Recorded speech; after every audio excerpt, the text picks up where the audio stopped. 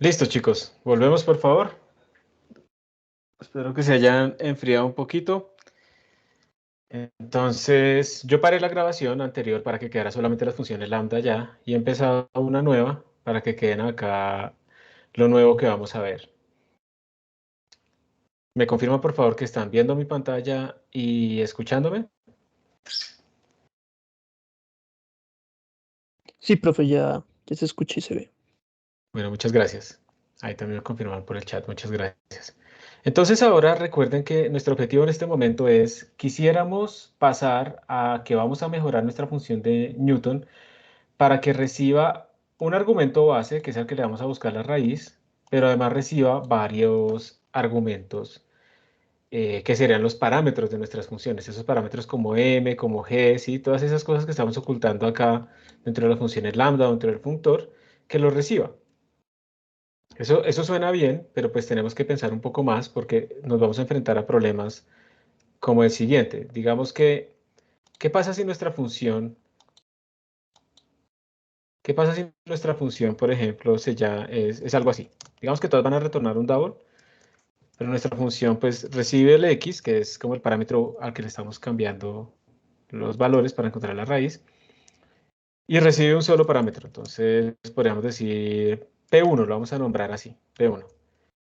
Entonces, en Newton, ¿cuál sería el impacto en Newton? Entonces nuestra función de Newton debería recibir entre muchas cosas, debería recibir el x y también debería recibir ese P1, ¿cierto? Entonces tendríamos que hacerlo así, nuestra implementación de Newton. Y dentro de Newton también, por allá cuando llamemos a la función, pues tendríamos que llamar la función con ese x y con ese p1 para que pues la llamemos apropiadamente como es. Estamos volviendo al mismo problema de antes, ¿cierto? Que si yo llego y escribo ahora otra función g, pero ahora esta función g recibe un x y recibe dos parámetros.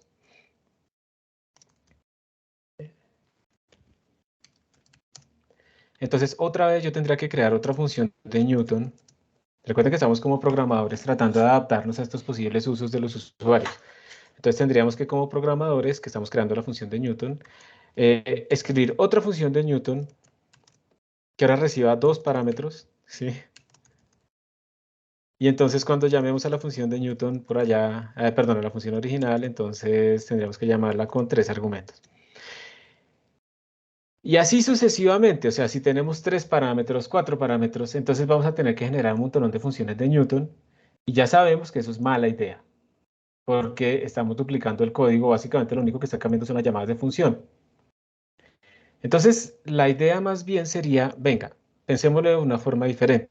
Tal vez lo que nosotros necesitamos es una función que reciba como la variable que yo voy a variar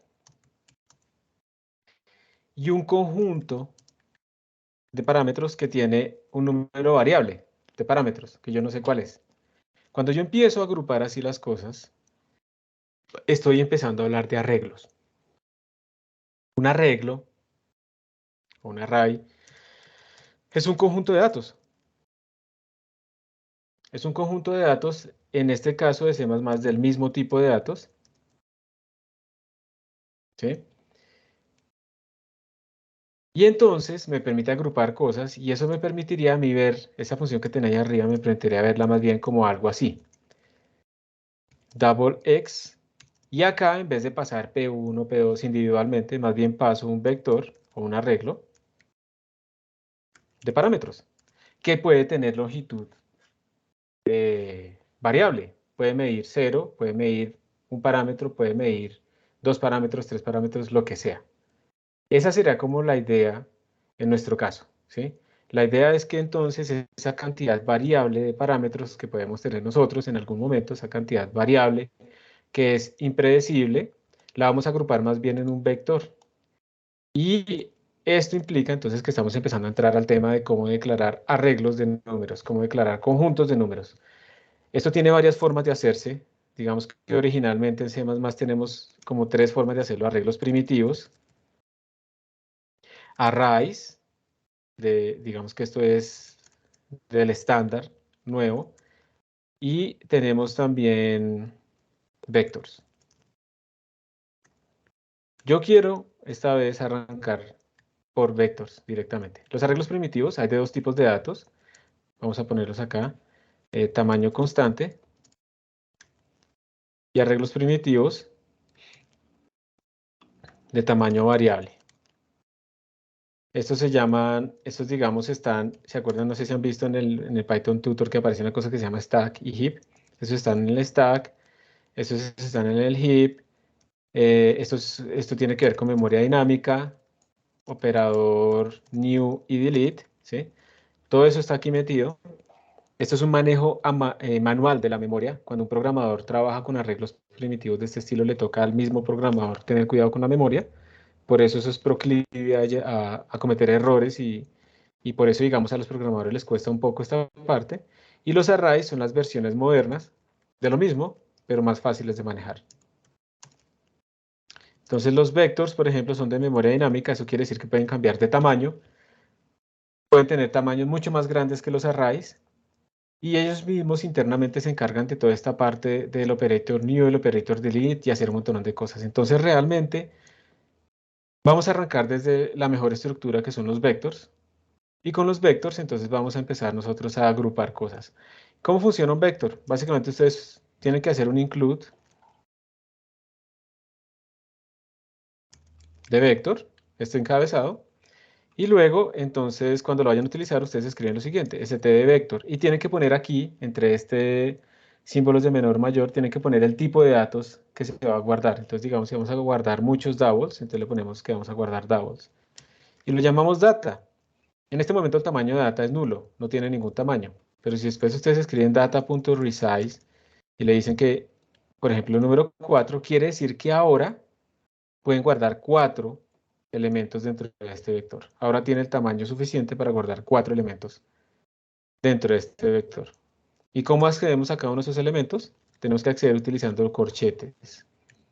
El primer elemento tiene índice 0, porque estamos al inicio, y le damos un valor, 0.98. El segundo elemento tiene índice 1. Estamos corridos una casilla, menos 75, bueno, 75.67 E3. Y así lo vamos. Pregunta, ¿esto estará bien? ¿Esto último que escribí? ¿O qué error? Miren el tamaño del vector, miren cuántos elementos estoy accediendo. Está guardando 5 elementos. 5 elementos, pero el tamaño de mi vector es de 4. Entonces ahí tenemos un problema de acceso. Vamos a tener un error, ¿listo? Esto no se puede. Y esto es para que ustedes observen que si ustedes piden un tamaño n, los índices van desde 0 hasta n-1. ¿Listo? Ese es como el primer ejemplo. Y así es que funciona un vector. Entonces uno puede acceder a los elementos o tanto de escritura como estamos haciendo acá, como de lectura, utilizando esta sintaxis. Entonces vamos a verlo en el Python Tutor, un ejemplo del vector. Pero miren que esto entonces nos permitiría hacer lo siguiente. Yo ya podría, por ejemplo, entonces mi función declararla más bien así, double f, pero lo voy a hacer aquí más cerquita. Vamos a poner por acá, pero con otro color. Eso. Ya podríamos hacer lo siguiente. Vamos a declarar una función genérica, f, que recibe una variable, que es la que vamos a variar, unidimensional, pero recibe un vector,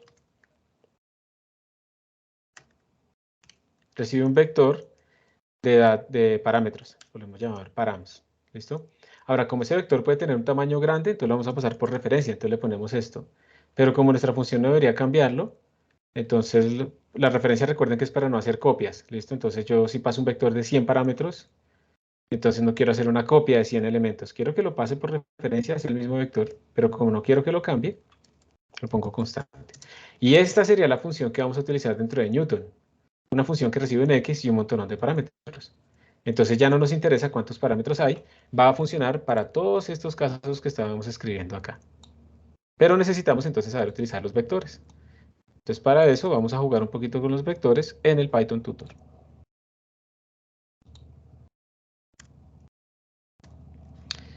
Vamos al Python Tutor. Entonces, voy a poner esto. Tenemos que incluir vector, tenemos que incluir IOStream de pronto ¿para qué? Para poder imprimir int main. Vamos a ponerle void, aquí no vamos a hacer nada por ahora.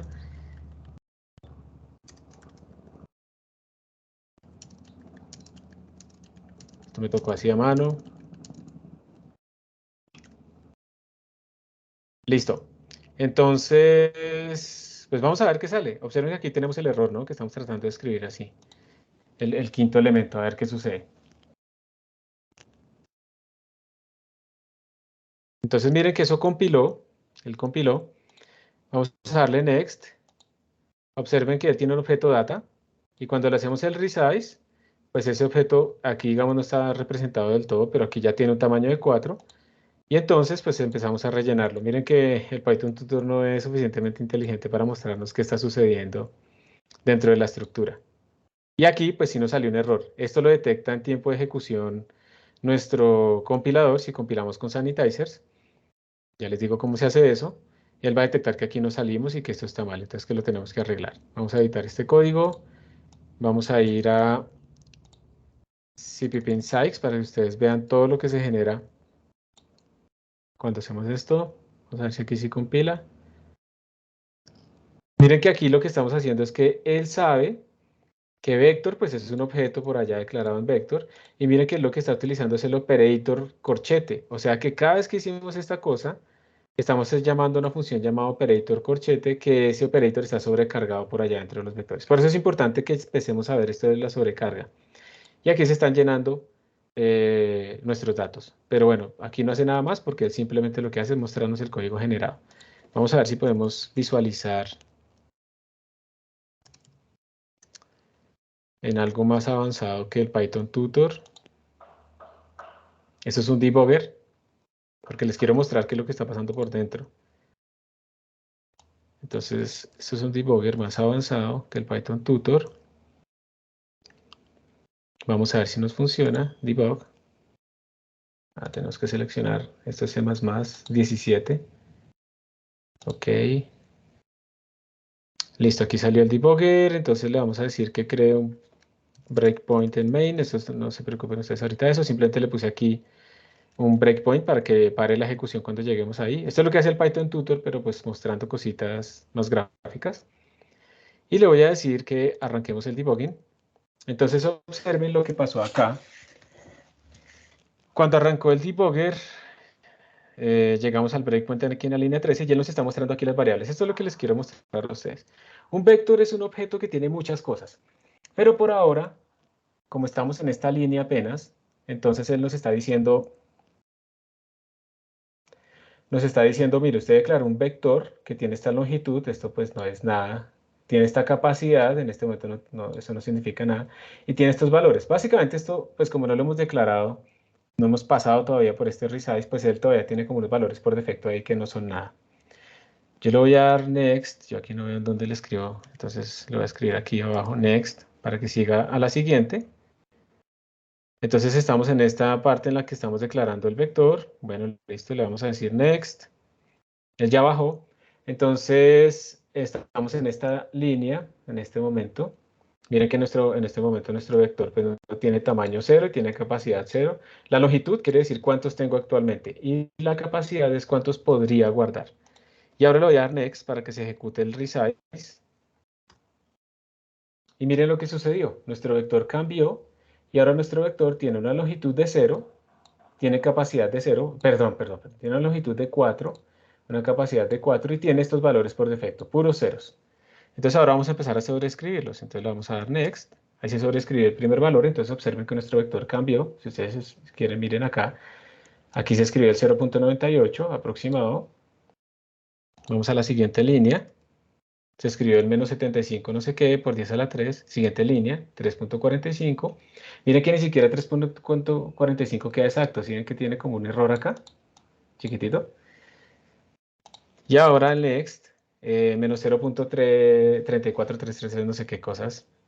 Entonces ya hemos llenado nuestro vector. Y ahora vamos a la parte del error, que ahí él trató de hacer algo y debía haber fallado. Eso dependerá si compila uno o no con los sanitizers. Miren que aquí no falló. Y eso quiere decir que aquí no se compiló con sanitizers. Entonces esto es para que ustedes vean que un vector pues es simplemente un conjunto de datos. ¿sí? Tiene unas ventajas, el conjunto de datos está contiguo en memoria, entonces 0 está contiguo a 1, contiguo a 2, contiguo a 3, ¿sí? Eso está contiguo en memoria. Y pues esto es lo que hace un vector, empaquetar datos del mismo tipo de datos. Esa es la clave. Una estructura empaqueta datos que pueden ser de diferentes tipos, pero un vector o un arreglo empaqueta datos del mismo tipo de datos. Entonces ahora eso es lo que vamos a hacer nosotros en nuestro código. Nosotros en nuestro código lo que vamos a hacer es generalizar nuestra función para que reciba más bien un vector. Lo reciba por referencia, pero constante para que no sea modificado. Esta referencia implica que no se hacen copias, esta constante indica que no lo voy a modificar. Y ese sería el nuevo tipo de datos de nuestra función. Entonces nuestro Newton ahora cambiaría, ahora va a recibir a nuestra función y también va a recibir un tipo de datos de los parámetros, que también yo lo volví genérico. Entonces miren que yo le puse aquí un tipo de datos genérico, porque de pronto una persona quiera guardarlo no con vectores, sino con arrays o con alguna otra forma, con una clase o lo que sea, entonces también lo dejamos genérico. Esta es la manera en que yo puedo generar dos tipos de datos genéricos en mi plantilla. Simplemente los separo por coma y ya tengo dos tipos de datos genéricos. Entonces ahora miren que yo paso mi función y paso mis parámetros. Y entonces Newton va a quedar implementado de esta manera, miren. Mi función genérica, lo de siempre. Mis parámetros son nuevos. Y ahora observen que yo voy a llamar mi función siempre con sus parámetros. XR y parámetros. XR más H medios y parámetros. XR menos H medio y parámetros. XR y parámetros. Pero parámetros puede ser un vector que tiene tantos parámetros como necesitemos. Entonces ahora miren que nuestras funciones van a cambiar. La declaración pues ahora tiene que ser con un vector de parámetros. Y entonces, por ejemplo, para la función que teníamos antes de m, g, b, t y t, declaramos un vector con los parámetros. Los parámetros son estos valores, entonces aquí los estoy inicializando directamente, no le tengo que hacer resize ni nada. Aquí ya queda mi vector con los 4 valores de parámetros. Le pido la raíz, pero mire que en Newton ahora mando la función, mando los parámetros. Y ahora pues imprimo lo mismo de siempre. Y eso es todo. Entonces, aquí viene la clave. Miren la función f. Y yo sé que está haciendo harto tema, entonces, digamos, hartas ideas, entonces las vamos a volver a repetir. Acompáñenme hasta acá y lo volvemos a hacer. Double X y un vector. Entonces yo sé que el primer valor de mi vector es la masa. Entonces miren que aquí para acceder a la masa le pongo parámetros de 0. Parámetros de 1, ¿qué es? La gravedad. Por 1 menos std exponencial de menos x. Parámetros de 3, ¿qué es? 0, 1, 2 y 3. Es el tiempo. Sobre parámetros de 0, ¿qué es? La masa. Menos parámetros de 2, ¿qué es? b sub t. Entonces es exactamente lo mismo, pero simplemente accediendo a los valores de acuerdo a cómo yo escribí los parámetros en mi función. Este código ya está listo, vamos a correrlo, lo vamos a ejecutar y vamos a volver otra vez sobre nuestros pasos.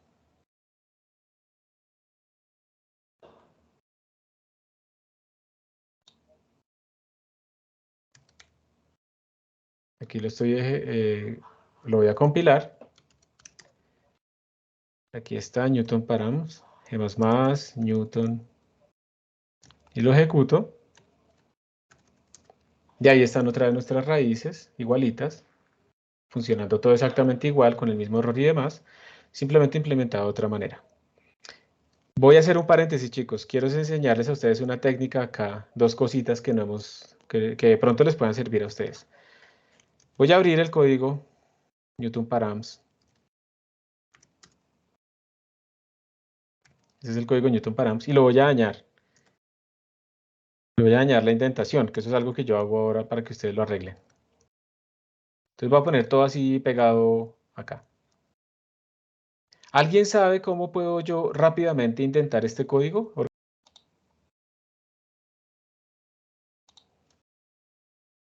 ¿Alguien sabe?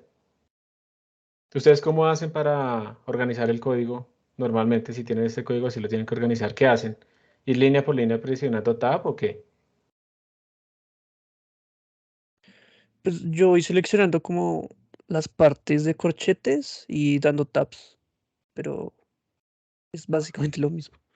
Casi lo mismo, ¿cierto? Yo puedo seleccionar todo el código, ¿sí? Yo puedo seleccionar todo el código y decirle a Emacs que me indente la región y ya quedó organizado. Pero a veces ustedes se confunden o si no usan Emacs, pues no saben cómo es. Voy a volver a dañarlo. Lo que les quiero enseñar a ustedes es un truquito. En la consola, ustedes normalmente van a encontrar aquí en la sala o en la máquina virtual, un comando que se llama clang format. Y clang format lo que hace es formatearles a ustedes de acuerdo a unas normas por defecto o unas normas que ustedes especifican, formatearles su código. Entonces ustedes pueden escribir simplemente Newton params y aquí ya les sale indentado todo el código en la pantalla, se los organizó. Mire, este es el código en este momento, está desorganizado, ¿listo? Ustedes lo pueden ver ahí, está desorganizado. Y con clang format sale organizado, pero sale en la pantalla, no lo modifica. Entonces ustedes simplemente le ponen la bandera "-i", para que sea in place, para que lo modifique in place, y ya mágicamente nuestro código quedó organizado. Miren, ahí está. Entonces quería enseñarles ese truco. ¿Alguien ya conocía Clang Format? Levante la mano si alguien conocía Clang Format. Diego utiliza el manual con tabs, exacto. Entonces, de pronto, si el código es muy grande, si tienen pereza y tienen ahí el archivo, pues simplemente Clang Format y ya quedó organizado. Si alguien lo conocía, levante la mano. Parece que nadie, ¿cierto? Pueden ver el manual para ver mucha más información de lo que hace Clang Format, pero pues esto es básico. La otra cosa es, si yo hago aquí un git status, ¿a ustedes les pasa esto cuando hacen un git status que están llenos como de archivos que no tienen dentro del repositorio, que les sale así los A.A, los TXT? Sí, se le pasaba a José, seguramente a algunos otros. ¿Cómo puede hacer uno para que, por ejemplo, los datos TXT que uno no los quiere meter al repositorio no le aparezcan aquí en el status? ¿Alguien sabe qué puede hacer? Un git ignore. El git ignore. Hay un archivito mágico que se llama git ignore, que empieza con punto, en donde uno le pone a su repositorio y le dice qué archivos ignorar, que no los tenga en cuenta, que aunque existan en el sistema de archivos, no los tenga en cuenta en el repositorio. Ese archivito está en la raíz del repositorio, que en este caso para mí sería aquí en esto, en el que está arriba. Yo lo voy a abrir con Emacs. Y ahí en ese archivito ustedes simplemente le escriben como patrones de cosas a ignorar. Entonces yo le voy a poner, ignóreme todo lo que termine en TXT. Eso no me interesa. Yo no lo voy a guardar en el repositorio porque son datos que yo genero a partir del código fuente. Entonces lo que importa es el código fuente. Obviamente no tiene sentido ponerle, ignóreme todo lo que termine en CPP, pues porque son los códigos fuentes, ¿cierto? Le voy a decir que ignore todo lo que tenga .out, por ejemplo. ¿Qué más cosas me salían acá? Creo que con eso es suficiente, ¿sí o no? Entonces lo guardé en este momento.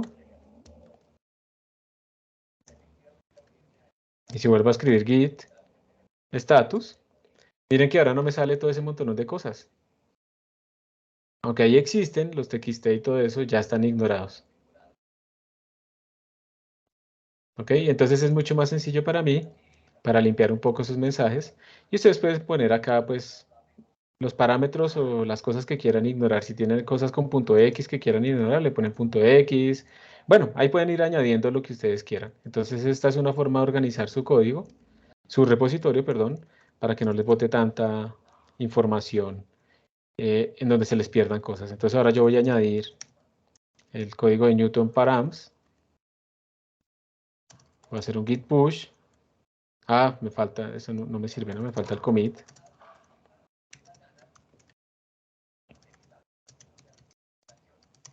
Using vector for parameters. Y ahora sí se los estoy enviando. Y voy a añadir también el git ignore. Mientras tanto, ustedes pueden hacer un git pull en este momento para que les aparezca el código de los parámetros. Punto git ignore. Git add. Git commit, bueno, se me added git ignore. Listo. Y hay algunas otras cosas acá que voy a revisar después, porque esas soluciones yo no las incluyo dentro del repositorio. Listo. Git push. Listo. Bueno, vamos a volver a repetir qué fue lo que hicimos. Vamos a volver a repetir qué fue lo que hicimos. De nuevo, nuestro objetivo era que el usuario pudiera utilizar una función,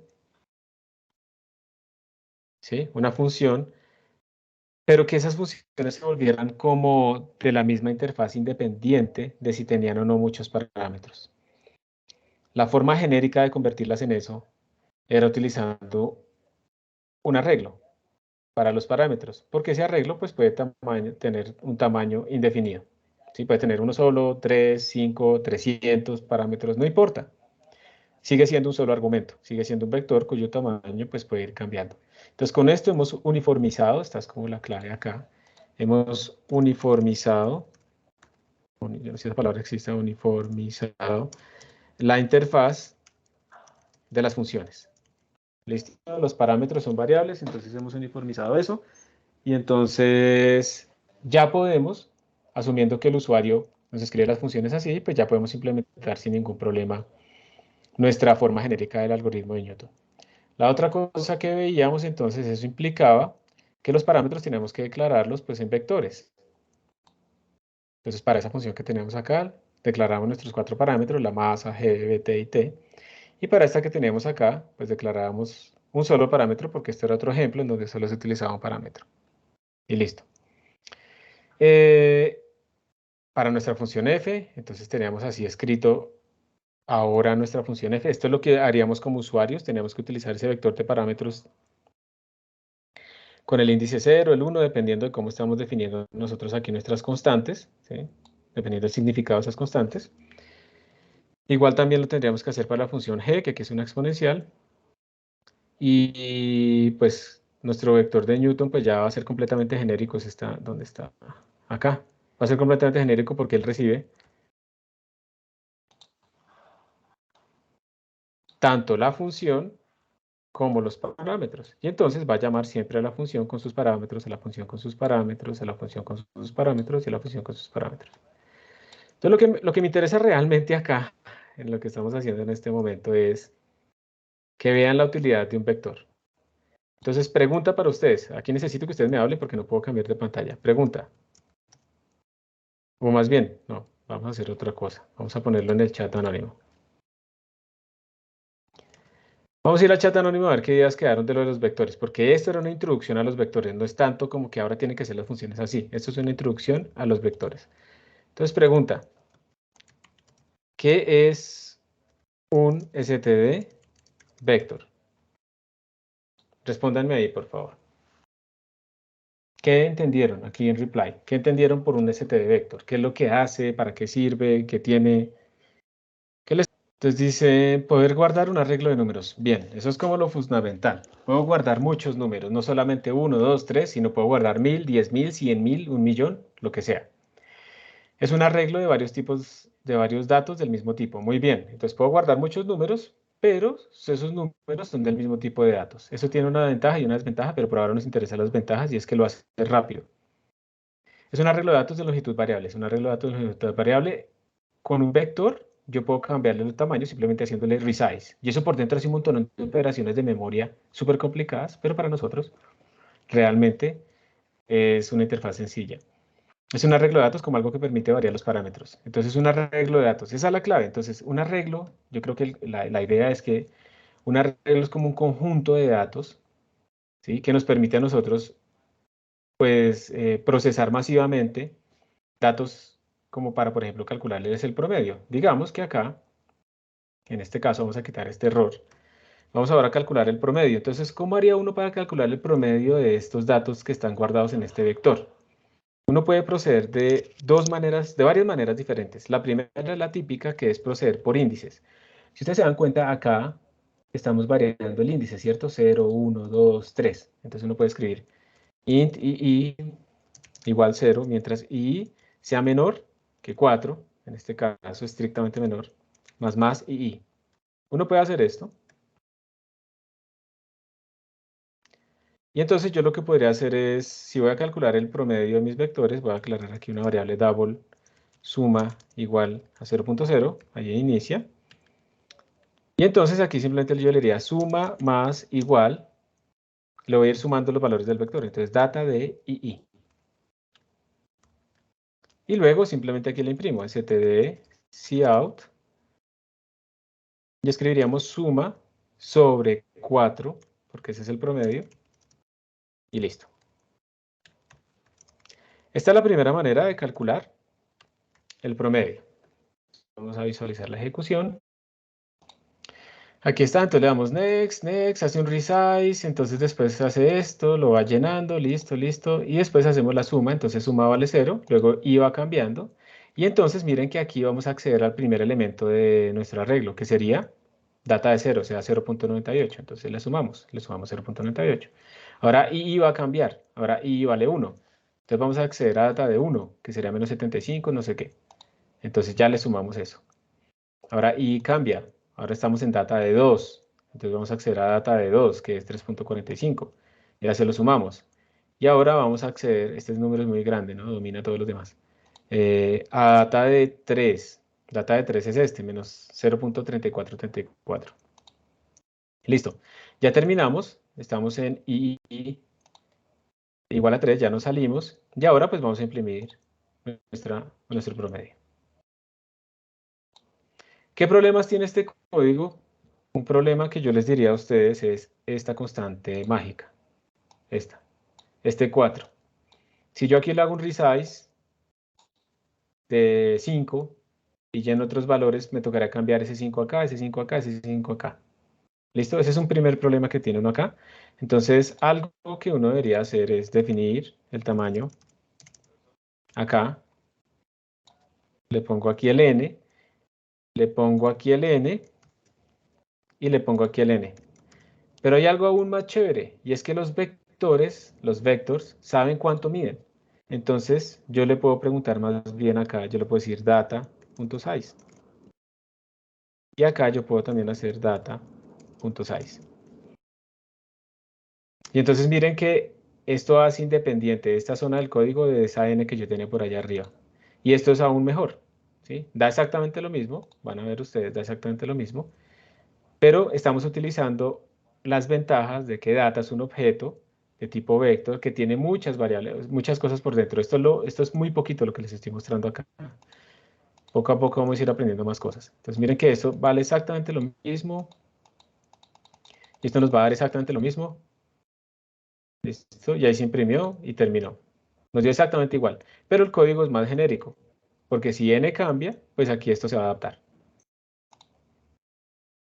¿Listo? Entonces esta es una de las maneras de acceder por índices a los arreglos. Entonces así yo puedo calcular el promedio, puedo calcular, por ejemplo, la desviación estándar. Entonces yo podría escribir suma 2. También empieza en 0.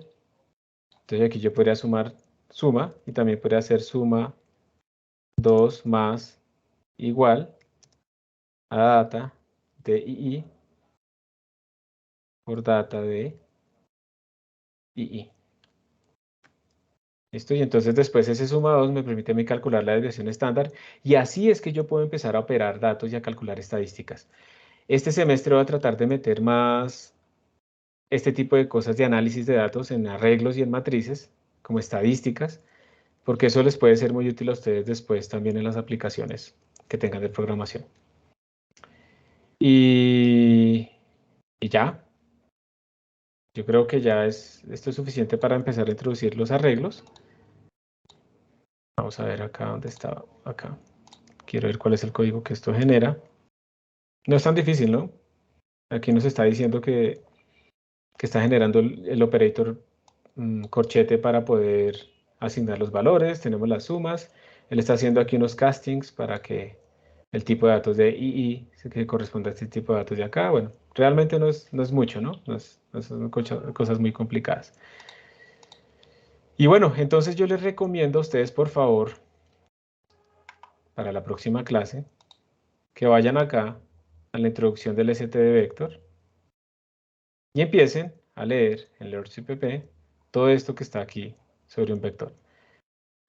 Hay varias cosas sobre los vectores, esto es lo más importante, lo más clave, y también van a tener que leer un poquito sobre los arrays, ¿sí? Que es la lección anterior. Los arrays son como vectores, pero son de tamaño fijo, entonces ustedes no solamente les dicen el tipo de datos que van a guardar, sino también le dicen cuánto va a medir. Entonces los arrays son de tamaño fijo, los vectors son de tamaño variable. Yo les recomiendo en general lo ideal es que utilicen siempre vectors. ¿Sí? A menos que tengan una buena razón, utilicen siempre vectors. Eso es lo que vamos a hacer de ahora en adelante nosotros. Entonces, esto es lo que les pido que estudien. Se los voy a copiar en el chat para que lo tengan disponible. Y pues realmente con esto ya terminamos. Yo no quiero como entrar más allá. Esta es la introducción apenas del vector. Si ustedes tienen alguna pregunta, alguna cosa la pueden hacer en este momento. Y también les cuento que ya a las 9 en punto se les va a abrir un workshop en Moodle. Ahorita mismo se les va a abrir ese workshop, va a estar disponible. Y en ese workshop van a tener que resolver un problema aplicado de raíces. Entonces yo les recomiendo que lo empiecen a mirar desde ya, no lo dejen para el lunes, como se entrega el martes, no lo dejen para el lunes, porque es adaptar un poco los códigos, pero yo no les voy a dar el código. Van a tener que utilizar functores o van a tener que utilizar funciones lambda, ¿sí? Alguna de las dos, pero ustedes van a tener que resolver ese problema haciendo el código completo, van a tener que completarlo. Y es para encontrar en una tubería cómo depende la pérdida de presión en función del tamaño de la tubería. Eso implica calcular unos números de Reynolds, eso implica calcular unas funciones auxiliares, utilizar unas aproximaciones. Entonces, váyanlo mirando para que se vayan haciendo una idea. Eso viene de un libro de métodos numéricos. Es un problema, digamos, normal dentro de los capítulos de raíces, pero entonces es un problema aplicado. Simplemente que lo hagan con lambdas o con functores. Cuando lo evalúen, pues recuerden que es válido con lambda o con functores.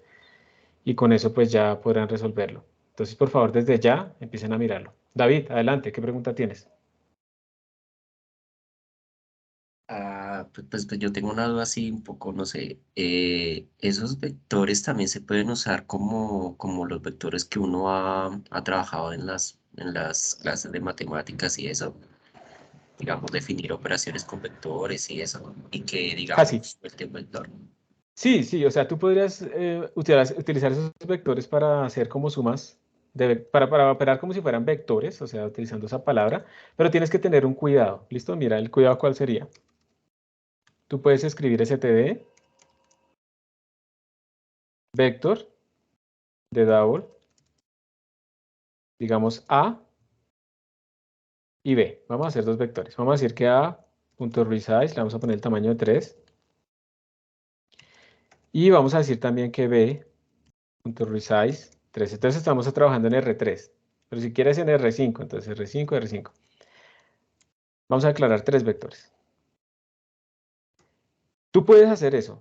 Lo que no puedes suponer es que si tú haces esto, C igual a A más B, se comporte como los vectores matemáticos. Esto no va a suceder, o sea, no es que vaya a sumar la primera componente con la primera componente, la segunda componente con la segunda componente. Eso no va a pasar. Así no están diseñados estos vectores. Sí hay unos objetos en C++ que se llaman balArrays, que sí se comportan de esa manera, ¿sí? O sea, son como vectors, pero además tiene sobrecargados el operador suma y eso de tal manera que operan a componente, porque esa es como una de las características de los vectores, ¿cierto? Matemáticos, que operan a nivel de componentes. Entonces sería la única cosa que de pronto, el único detalle que te pediría tener en cuenta. Denme un momentico, todavía tenemos unos minutos si quieren hacer otras preguntas, pero un momentico que me están timbrando y ya vuelvo. ¿Sí que ya respondí a tu pregunta, David? Sí, Listo. Entonces te estaba comentando eso, pero obviamente tú sí puedes hacer una adaptación. Si tú quieres hacer esta operación de C igual a A más B, tú puedes sobrecargar el operator más, pero tú puedes hacer simplemente un for, ¿cierto? Y igual 0 mientras i sea menor que en bueno, lo vamos a poner aquí directamente, y más. Y entonces ahí lo que tú escribirías sería pues C de ii igual a A de ii más B de ii. Y ahí se está comportando como un vector matemático. Y tú puedes definir operaciones como el producto cruz, hacer funciones, por ejemplo, que reciban al vector y puedes hacer producto cruz y demás. Entonces sí lo puedes hacer, pero solamente te quería hacer resaltar ese detalle, ¿listo? listo, profe, gracias. Ok, ¿alguna otra pregunta? Sí, pero fue una pregunta. ¿Estos vectores tienen el mismo comportamiento que las listas en Python? Es decir, No, son de carácter mutable. A ver, ¿qué otro tipo de operaciones? Por ejemplo, el append, el remove, esas cosas. Bueno, eso creo que sí. digamos que tienen una interfaz similar, pero son de conceptos diferentes, ¿listo? Los vectores tienen una diferencia fundamental con las listas de Python y es que nuestros vectors son homogéneos, o sea, el mismo tipo de De datos, datos. mismo tipo de datos, mientras que tus listas en Python son en general heterogéneas, ¿cierto? Tú puedes meter un double con un int y una string y cosas así, ¿está bien? Sí. Eso hace que las listas de Python sean más generales y que los vectores en ese aspecto, si a ti te interesa guardar varios tipos de datos, pero tiene una inmensa desventaja.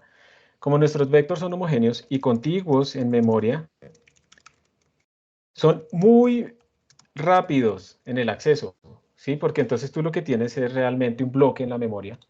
Con los vectores tú tienes es un bloque así en la memoria donde pues tienes diferentes elementos dentro de ese bloque. Entonces llegar, digamos, al elemento enésimo es supremamente sencillo. Tú simplemente le dices, mire, este man arranca acá y pegue n pasos hacia adelante. Entonces el acceso es muy rápido. Que eso tiene una ventaja fundamental para las cosas científicas. Por eso NumPy, por ejemplo, implementa arreglos de C++ de este estilo por debajo, o de Fortran, todos contiguos en memoria. Por eso los arreglos de NumPy son homogéneos. ¿Listo? Mientras que las listas de Python son heterogéneas, ¿ok? Son heterogéneas. Eso tiene una ventaja chévere, es que puedo manejar cualquier dato, pero en general para procesamiento, digamos, de vectores matemáticos, de matrices matemáticas, son muy lentas. ¿Y por qué?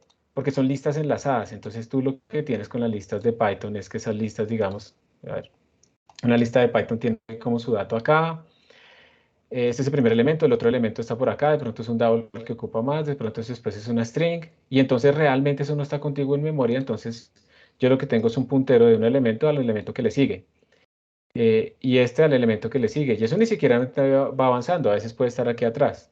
Entonces en Python, para yo llegar a los siguientes elementos, yo tengo que saltar en memoria de forma no contigua, y eso no es amigable con la caché del procesador, eso tiene unos impactos que lo hace lento. Pero ¿qué ventaja tiene? Porque no solamente es que sea heterogénea la ventaja que es que yo puedo insertar elementos fácilmente.